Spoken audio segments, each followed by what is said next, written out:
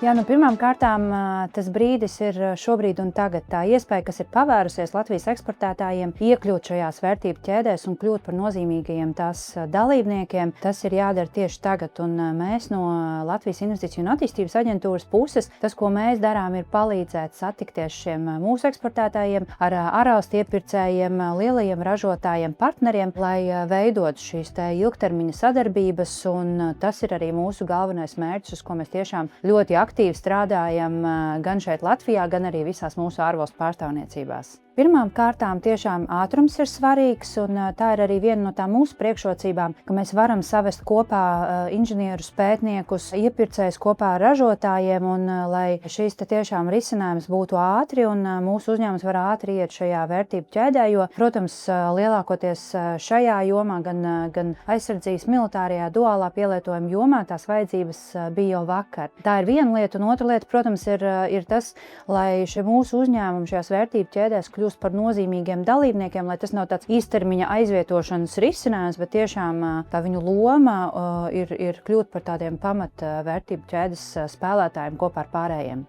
Jā, jāsaka, ka mums tiešām ir vairākas nišas vai šī specializācija, kur mūsu uzņēmumi ir izcili.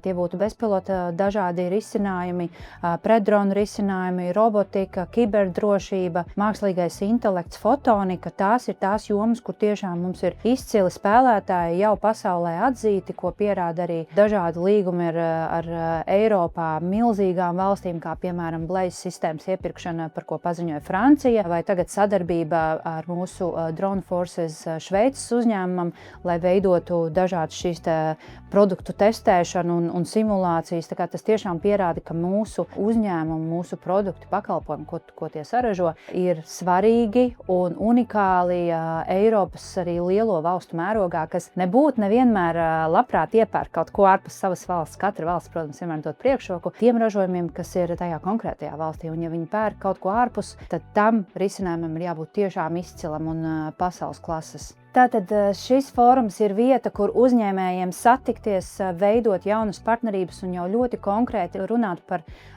risinājumiem, ko tie var piedāvāt šiem sadarbības partneriem nākotnē vai ko citu. Arī vieta, protams, ir ļoti zīmīga uz Eiropas Savienības un NATO robežas, kur tad tiešām ir skaidri arī redzams tas apdraudējums, ko karadarbība Ukrainā rada. Un tāpat arī, kas ir ļoti nozīmīgi, ka būs ļoti praktiskas demonstrācijas uz zemes, ūdenī, gaisā, ko tehnoloģijas ir spējīgas paveikt, arī ekspo zona, kur mūsu uzņēmējiem būs iespēja izstādīties. Tāpēc tiešām ļoti koncentrēts, mērķtiecīgs fórums, kur runāt par biznesu un jau iespējams slēgt kādas jaunas partnerības.